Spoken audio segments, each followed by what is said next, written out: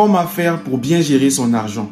Économiser au maximum afin d'atteindre la sécurité financière et pourquoi pas à long terme la liberté financière en faisant les bons investissements. Que tu sois étudiant, salarié, travailleur autonome, afin peu importe, tu touches probablement une certaine somme d'argent à la fin du mois et tu n'arrives pas à comprendre où va cet argent-là. Tu regardes dans ton porte-monnaie à un moment donné et tu te dis mais bon sang, où est passé mon argent? Et ça c'est une situation très problématique à long terme. Heureusement pour toi, tu peux changer cette situation-là dès la fin de cette vidéo en ayant les bonnes informations, car je te partage ici une stratégie très simple à appliquer et 3 astuces afin de faire le maximum d'économies possible. Reste donc jusqu'à la fin de cette vidéo, car ces astuces-là te seront probablement très utiles. Avant de commencer toute bonne action, il faut avoir une bonne stratégie. Et la stratégie que je te propose et que j'utilise moi-même, c'est la stratégie 50-30-20, décrite par une dame américaine, Elizabeth Warren, dans son livre All Your Worth. Cette stratégie est très simple à appliquer, même pour les petits budgets. La preuve est qu'il y a des gens qui gagnent énormément d'argent et qui n'arrivent à rien épargner,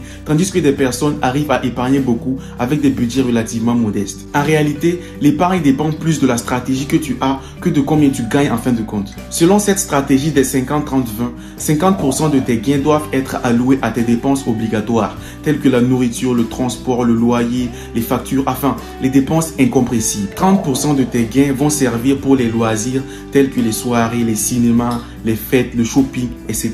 Et les 20% sont à épargner, à absolument garder au chaud. La magie de cette stratégie est qu'elle est facilement adaptable pour les petits budgets et cela marche réellement à long terme. Encore faut-il avoir des astuces, des étapes efficaces afin d'optimiser cette stratégie-là. La première étape, c'est de traquer ses dépenses. Traquer toutes ces dépenses pendant une période de 1 mois sur un carnet ou sur ton téléphone, peu importe. Ça peut paraître bizarre de le faire ainsi dès le début, mais crois-moi, ça en vaut vraiment la peine et ça ne te prendra qu'un seul mois. L'idée, c'est de savoir concrètement combien tu dépenses sur une période de 1 mois et de savoir comment tu le dépenses. Dans quoi est-ce que tu dépenses ton argent? Moi, personnellement, ça m'a beaucoup surpris ce qui a été écrit sur ma liste et ça sera probablement le même cas pour toi. Car avec le temps, ça devient tellement une habitude de dépenser son argent dans des choses que l'on ne sait même plus où il va. Ça m'arrivait avant d'avoir assez d'argent, mais de les voir filer au bout de mes doigts sans savoir exactement ce que j'en ai fait. Cette étape est primordiale et elle est très importante. Traque donc toutes tes dépenses et tu sauras exactement combien tu dépenses sur 1 mois et surtout comment tu dépenses ton argent. Et cela nous amène à la deuxième étape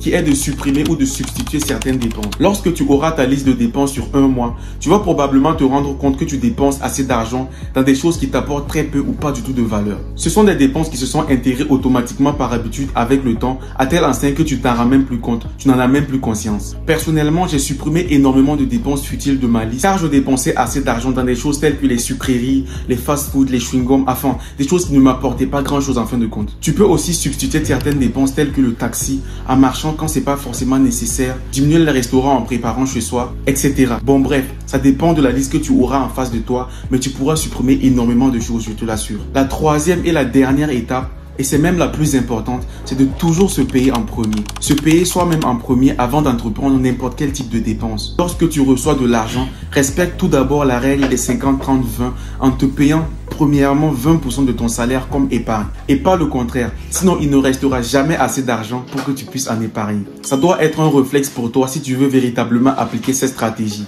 et tu pourras ainsi petit à petit améliorer ce chiffre de 20% avec le temps et crois-moi, le résultat sera satisfaisant. En réalité, cette pression va te pousser à mieux gérer les 80% restants en minimisant au maximum les achats compulsifs car très souvent, c'est là que réside le problème. Lorsqu'on voit un produit qui nous tape à l'œil, on ressent tout de suite ce besoin illusionnaire là de le posséder. En ce moment, le rationnel est en veille et le cerveau est piloté par l'émotionnel. L'idée que je propose pour régler ce problème là définitivement, c'est de créer un algorithme de friction dans sa tête. Tel que si tu veux acheter sur le coup un produit qui coûte plus ou moins cher, de prendre 2 ou 3 jours pour y réfléchir en se posant les bonnes questions. Très souvent, on n'en a plus vraiment besoin car l'énergie émotionnelle se serait déjà dissipée. Et si après toute cette réflexion là, tu ressens toujours ce besoin d'acheter ce produit là, c'est que tu le veux vraiment, donc tu peux te permettre de l'acheter. Et l'étape bonus de cette vidéo, c'est d'investir intelligemment une partie de cette épargne. Pas forcément dans des actions telles que la bourse, l'immobilier, le commerce, peu importe, mais d'abord d'investir à soi-même par les formations, les livres, les bonnes relations pour développer de bonnes compétences qui pourront ensuite te faire gagner beaucoup plus d'argent. Et en parlant de compétences, c'est d'ailleurs le sujet de l'une de nos prochaines vidéos. Abonne-toi donc si ce n'est pas encore fait et active la cloche des notifications